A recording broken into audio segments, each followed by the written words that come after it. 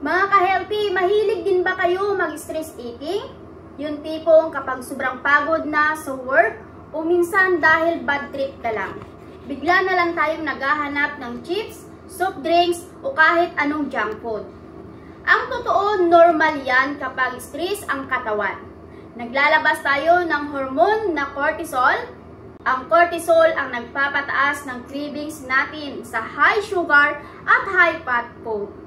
Pero ang problema, lalo nitong pinapabigat ang katawan at magkakamod crash pa. Kaya ito ang mas healthy na alternative. Kung gusto mo ng quick energy, piliin mo ang prutas tulad ng saging at mansanas. May natural, sugar at fiber para speedy ang energy mo. Kung gusto mo naman ng something crunchy, subukan mo ang carrots o cucumber sticks. Nakakabusog pero halos 0 calories. At kung gusto mo ng pang snacks lang, try mo ang mga mani or nuts gaya ng almonds at cashews.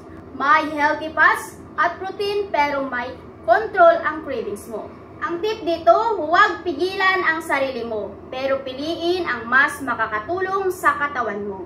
Kaya next time na ma-stress ka, make the switch sa healthy na alternatives, masarap na, guilt-free pa. Bye!